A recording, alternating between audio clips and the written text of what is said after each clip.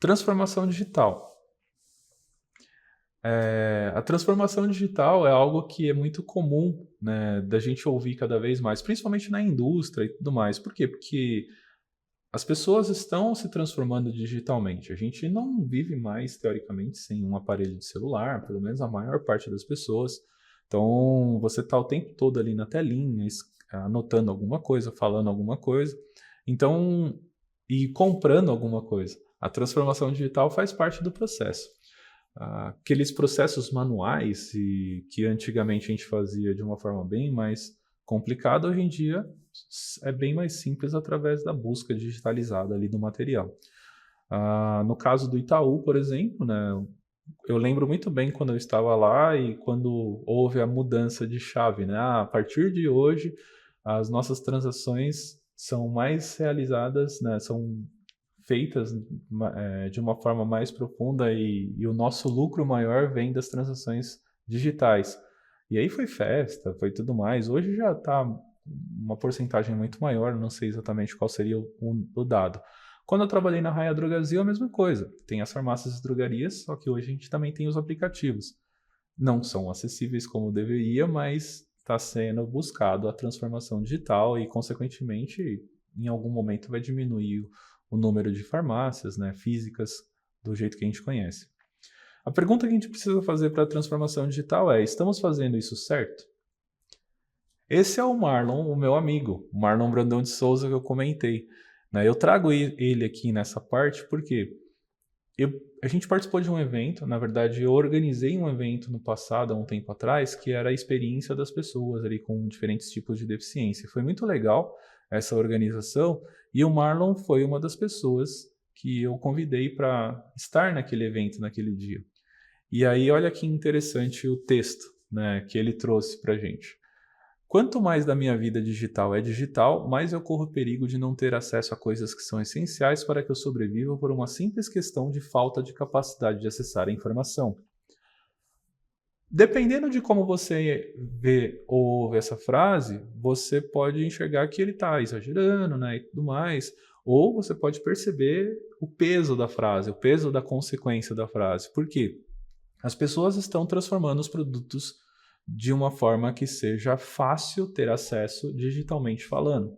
Mas será que a gente está fazendo isso para todas as pessoas? Como o caso do Marlon? Porque o Marlon não enxerga, ele depende de ajuda das pessoas.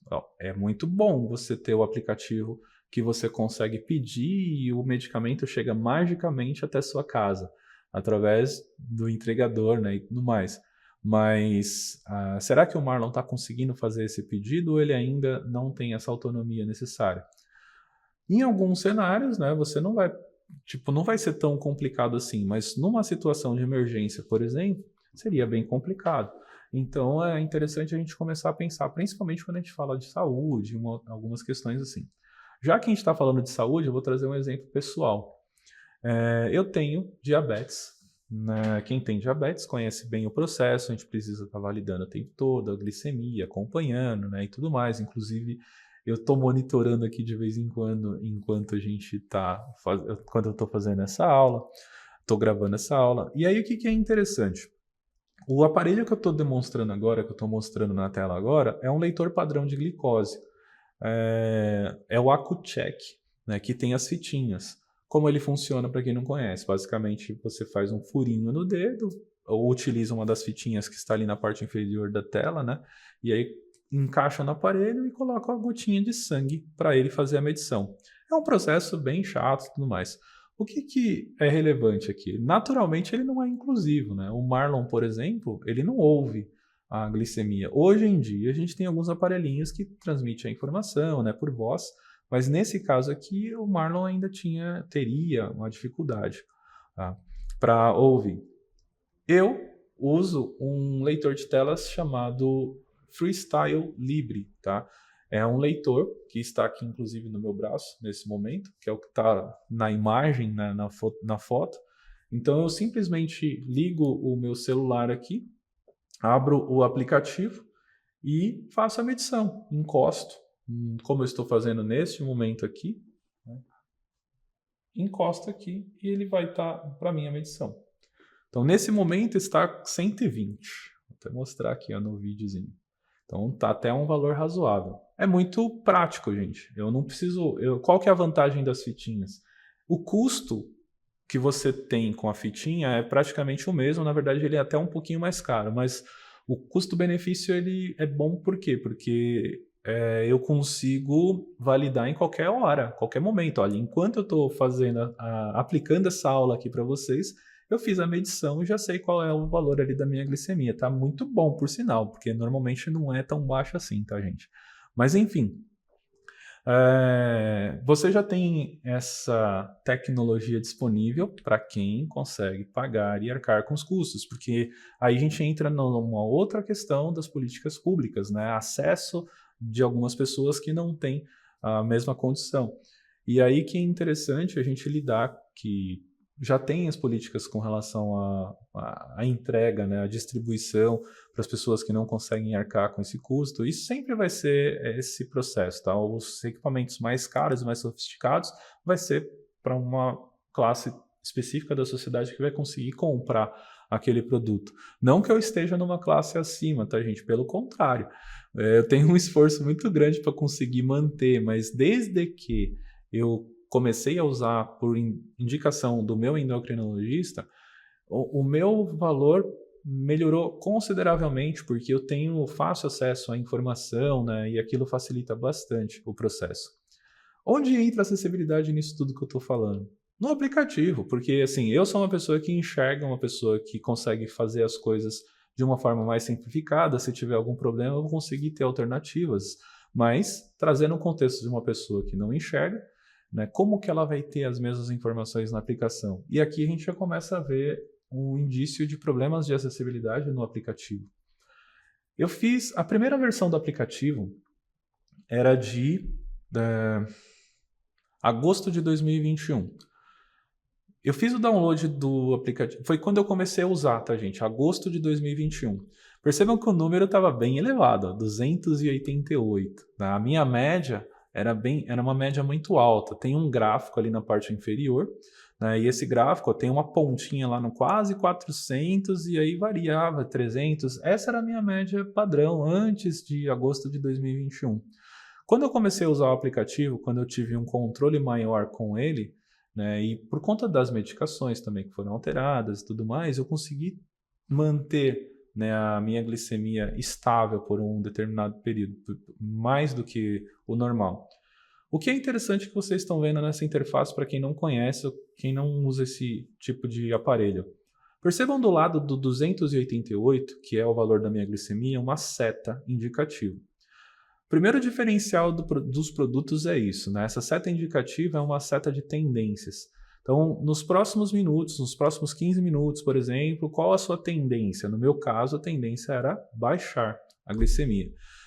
Se estiver para cima, a tendência é aumentar, se estiver reta, a tendência é manter. Qual que é a vantagem disso? Eu consigo saber qual a dosagem de uma medicação que eu vou tomar, insulina especificamente falando, né, e tudo mais.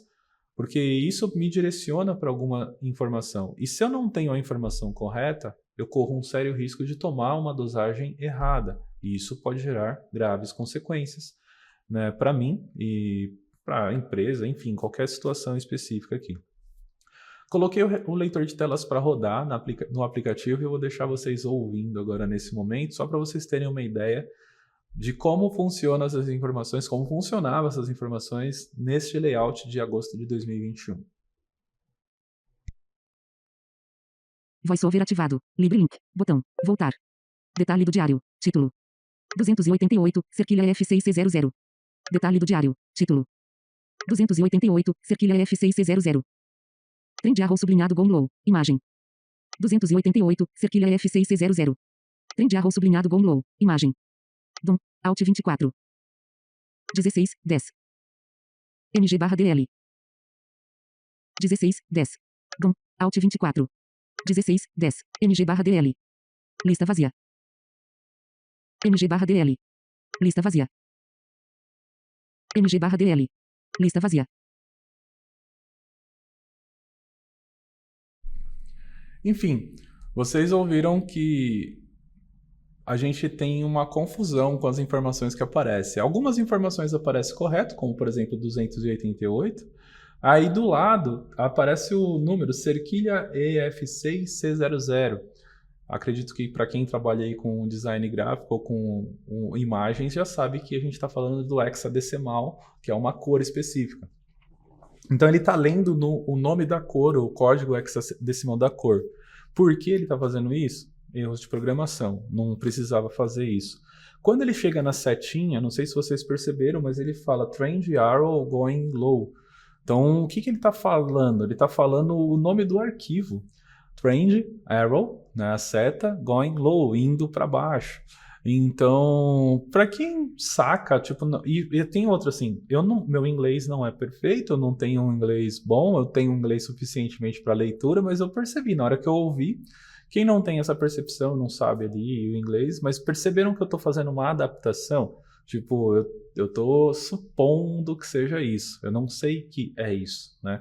E tem outra, eu só consegui entender porque eu ouvi, né? Eu estou vendo e ouvindo. Lembrem do que eu comentei no início da aula, que há uma percepção diferente para quem está vendo e ouvindo, e há uma percepção diferente para quem está apenas ouvindo a informação. Então a gente começa a ter alguns problemas com relação a isso. Aí evoluímos no cenário. Esse é o layout do aplicativo atual. Na verdade, desde agosto de 2022, mas continua sendo o mesmo layout até agora, tá? E aí houveram algumas modificações. E eu vou rodar aqui para vocês o leitor de telas para vocês entenderem as diferenças. Prestem bastante atenção aqui nos pontos principais do comparativo do que era no anterior com o que é agora. Minha glicose. Título. Botão. 127. MG/DL. Botão.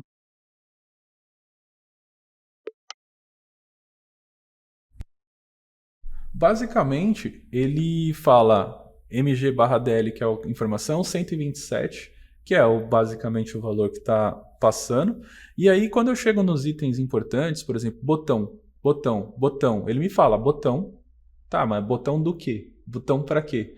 A pessoa não sabe para que serve aquele botão. E é basicamente aqui que começam os problemas.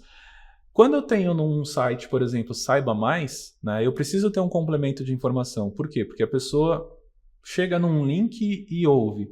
Link Saiba Mais. Tá, mas saiba mais o quê? Saiba mais sobre o quê? Então a gente precisa trazer um complemento. Tudo isso a gente vai falar nas aulas ao vivo e como que a gente faz e alguns exemplos práticos, tá? Nesse caso aqui está faltando essas informações. Mas, gente, o que é mais importante de tudo no aplicativo de agosto de 2022 deixou de funcionar. No aplicativo agosto de 2021, a gente tinha a informação da seta, mesmo que incorretamente, que era o nome do arquivo, e se o nome do arquivo fosse zerbles.jpg, ele ia ler zerbles.jpg e não Trend Arrow Going Low. Tá? Então, assim, ele está lendo o nome do arquivo, pelo menos você tem uma imaginação do que seja. Agora, nesse cenário aqui do aplicativo atualizado, de agosto de 2022, ele pula direto a seta, ele não me fala nada. Aí a gente pode gerar um problema. Por quê? Porque eu posso, com base na informação da glicemia, apenas, talvez, e eu precisar e não tiver ajuda, alguém do meu lado, eu vou ter que tomar uma decisão entre tomar insulina, não tomar uma dose errada, tomar uma dose em excesso, etc. Vai depender da situação e do contexto daquele momento, tá, gente? Não estou dizendo que a pessoa vai passar por isso por todos os momentos. Lembre-se das hipóteses e possibilidades. O nosso trabalho, o trabalho de quem desenvolve produtos e serviços, não é pensar em quando vai acontecer, mas sim na possibilidade de acontecer. E aí, consequentemente, você deixa aquilo tudo preparado. Onde entra o fluxo de todos os processos nisso tudo? O que eu mostrei para vocês é um aplicativo desenvolvido por uma empresa específica, mas essa empresa ela não cuida de todos os processos. Essa empresa cuida da leitura da glicemia, que é isso que está acontecendo comigo. Eu sou uma pessoa que tomo 2 insulinas. Eu tomo Tresiba e a Fiasp. A Tresiba é uma ação lenta, então normalmente eu tomo pela manhã. E a Fiasp é uma digestão rápida, normalmente eu tomo antes das refeições e dependendo do dia e da dosagem ali, da glicemia, eu acabo tomando também. Basicamente é isso que acontece. E por lei, né, todas as embalagens de medicações traz o braille para as pessoas saberem, né, a diferença entre um produto e outro. Aí a gente já começa a entender algumas questões sobre design inclusivo, como que eu estou trabalhando a informação e trazendo essas informações para as pessoas no dia a dia. Essa é a caneta que vem dentro daquela caixinha, para quem não sabe, tá, gente? Eu vou deixar rodando aqui um vídeo para vocês ouvirem, que faz um crack-crack quando eu mudo a dosagem.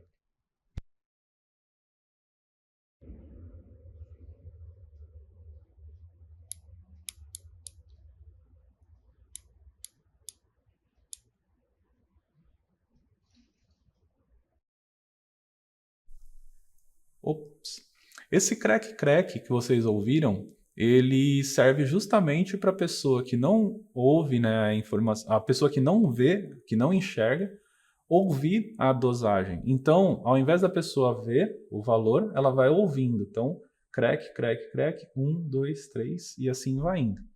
E outra coisa, é um pouco duro, né? E a caneta acaba tendo uma vibração. Se a gente começar a pensar em cenários específicos de uma pessoa surdo-cega, também está sendo atendendo ali esse propósito.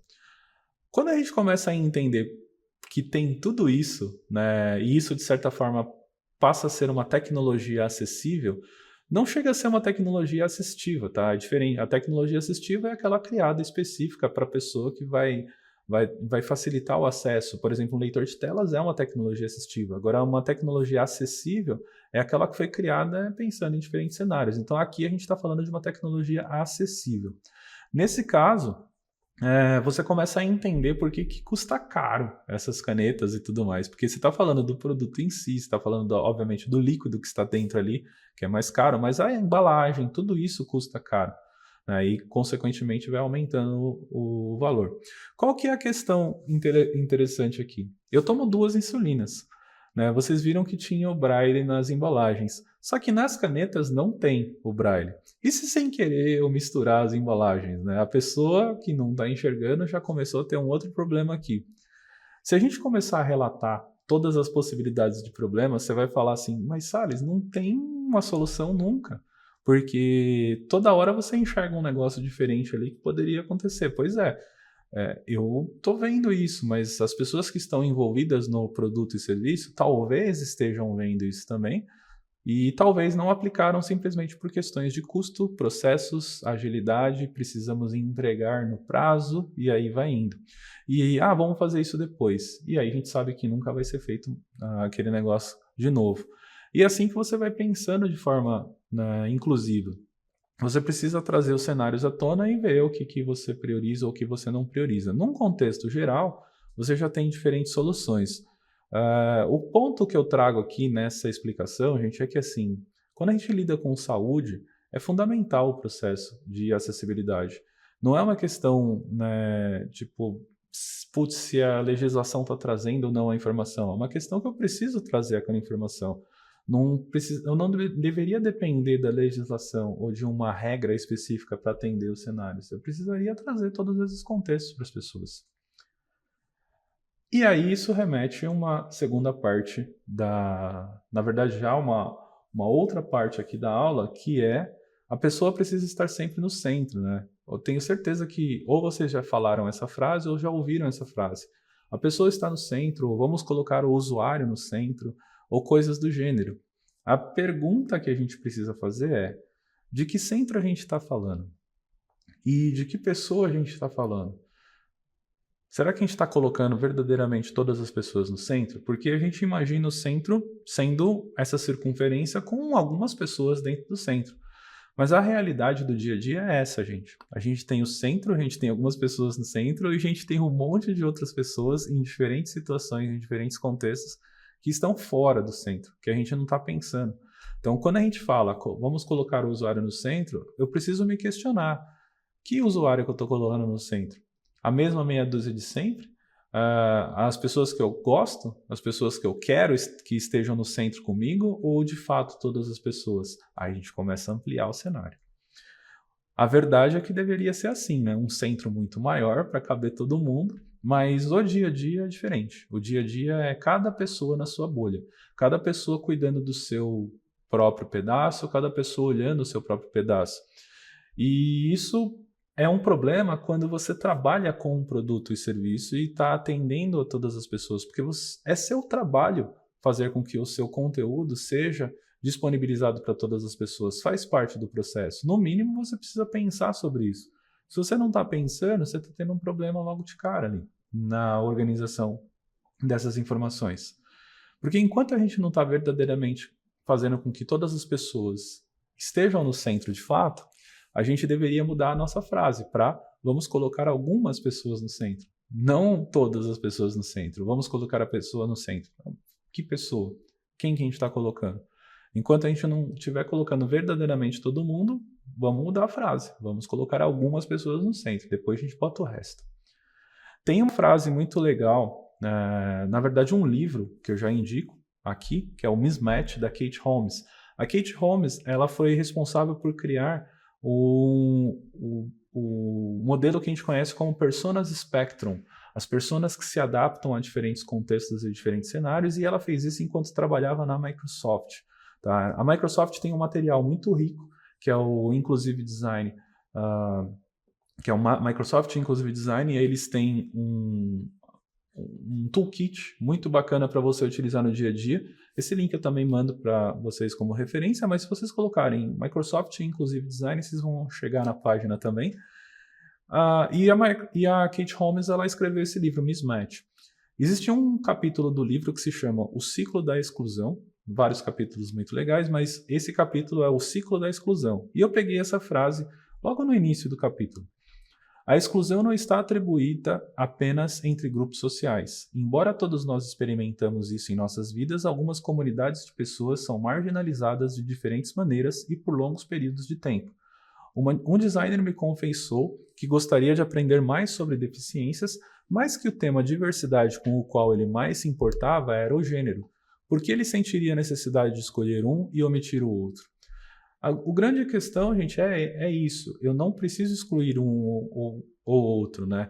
E a utopia é você achar que você vai conseguir lidar com todos os temas. Você não vai conseguir lidar com todos os temas.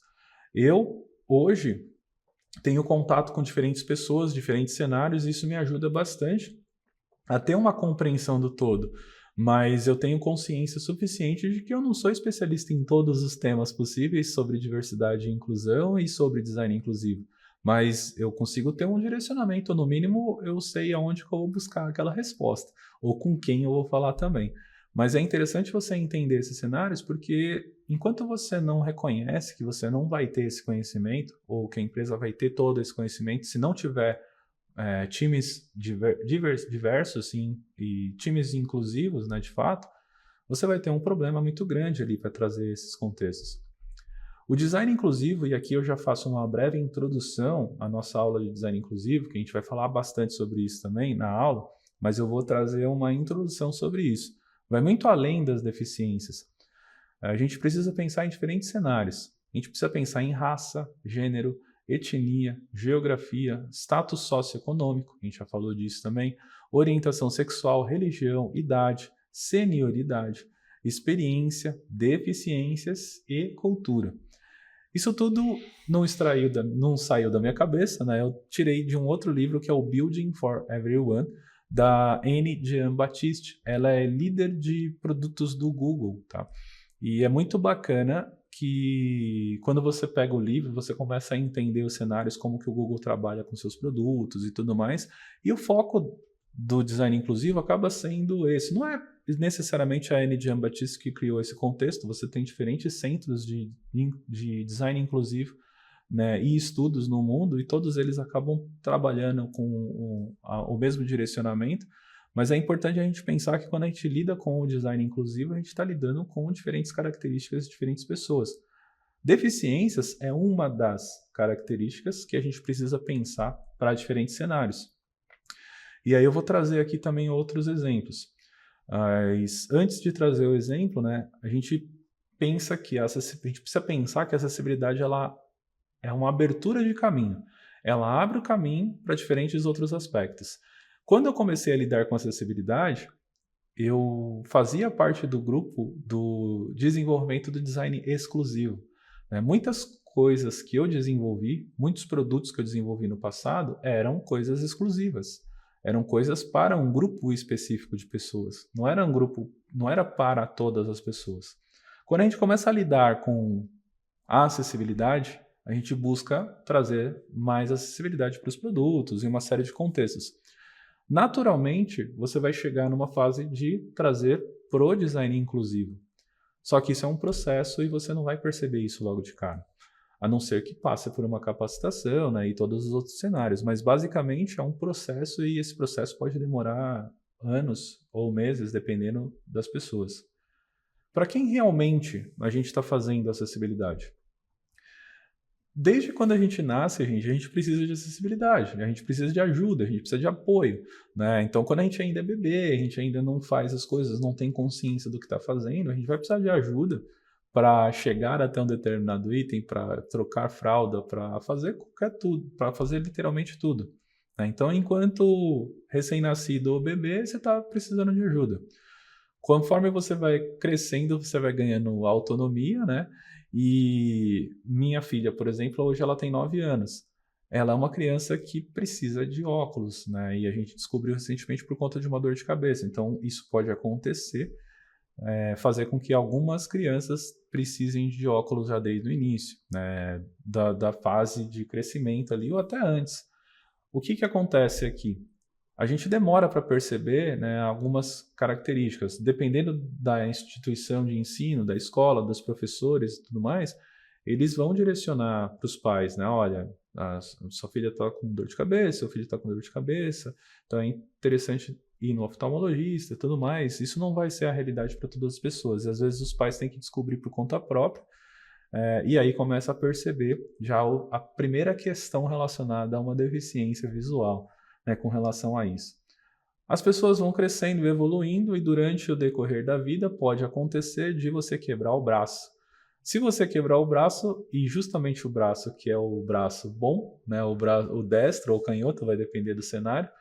Aliás, falando dos canhotos também, eu não vou falar hoje aqui, mas o mundo não é para canhotos, né? Então 10% da população do mundo é canhota hoje, e segundo dados do World Atlas, se eu não me engano, e a gente não cria produtos para canhotos. Alguns produtos perguntam para você, tem um joguinho no Android chamado Monogolf e ele pergunta, você joga com a mão esquerda ou com a mão direita? Dependendo da sua resposta, ele vai direcionar o aplicativo para aquele lado, mas e os aplicativos que são criados, né? Tipo, as coisas que são criadas ali no dia a dia. Normalmente não se pensa nisso. E aí você quebra o braço, justamente o braço que você faz uso dele no dia a dia. Você vai ficar um tempo dependendo de outras pessoas ou dependendo de um esforço muito grande para utilizar. Eu estou falando só do braço, poderia ser outras coisas piores. Acontece que isso é uma deficiência temporária e depois de um determinado período, acabou, né? Você tira a tipóia, você tira o gesso, resolveu o problema, continua a vida normalmente. A gente continua crescendo, evolui na carreira até chegar à fase da melhor idade ou idosa. Hoje eu estou com os meus 45 anos, gente. Eu considero que eu já estou um pouco mais da metade da vida, né? E é interessante que agora eu comecei na minha contagem regressiva já, né? Só que é interessante que, assim, fatalmente a gente vai precisar de utilizar alguns recursos e é importante a gente pensar que a gente vai envelhecer. Todas as pessoas vão envelhecer, porque se a gente não pensar nesse cenário, a gente está prejudicando a nossa própria existência em algum momento. A vida é sobre isso, a vida é sobre ganhar e perder habilidades o tempo todo. Só que isso é o lado pessoal, né? O lado que a gente cria de uma forma que seja contextual à nossa existência. Daí que entram as políticas públicas e diferentes outros cenários e as pessoas que apoiam outras pessoas. Então, a gente entra numa parte agora que é exemplo, ainda relacionado ao design inclusivo, e aqui nesse caso eu estou falando de design, governo e pessoas. Eu peguei um exemplo que foi um case bem bacana que aconteceu há um tempinho atrás, que é o case do The Street Vendor Project. Tem vários cases de cenários, tá, gente? Eu escolhi um em específico dos que eu apresento, porque eu acho que esse se encaixava perfeitamente aqui para a explicação, já que a gente vai falar de outros, né, na nossa aula de design inclusivo e outros assuntos relacionados. Mas o case do The Street Vendor Project é muito legal, porque o que aconteceu aqui? Pensem nas banquinhas de rua, tipo o 25 de março aqui em São Paulo, ou aquelas mercados populares ali. E aqui eu estou falando de Nova York. E o que acontecia? Tem os ambulantes que estão na rua, né, vendendo os produtos e serviços. O desafio que eles tinham, Nova York no caso, é mais de 10 mil ambulantes, vendedores ali de rua, que falam idiomas diferentes. Normalmente esses ambulantes vieram de outros lugares, Bangladesh, Índia, do próprio Brasil, Espanha, e, enfim. Não necessariamente todos falam inglês, e aí praticamente todos tinham multas diárias. Por quê? Porque você tinha regras bem específicas na construção, na montagem das barraquinhas na rua. E se eles infringissem essas regras, eram punidos com uma multa. E essa multa, às vezes, era pesada demais e, consequentemente, acabava com a vida deles, literalmente. Poxa, a pessoa já tinha uma dificuldade de conviver e sobreviver vendendo um material ali específico na rua.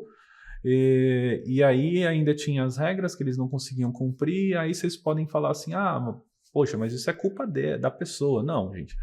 A gente precisa pensar em todos os cenários. Se a gente está vivendo em sociedade, a gente precisa contribuir com os cenários. Não é simplesmente a culpa das pessoas. Alguém estabelece as regras, no caso ali o governo, mas também tem que ter o apoio. Só que esse apoio não vem de forma direta.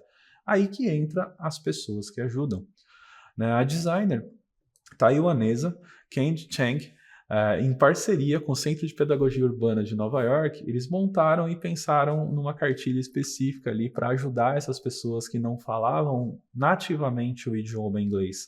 Então eles criaram uma cartilha que estava em 5 idiomas específicos: inglês, bengalês, chinês, árabe e espanhol, que era a maior parte ali dos idiomas das pessoas que trabalhavam com as banquinhas. O resultado disso tudo foi uma diminuição gigantesca na quantidade de multas sofridas, né?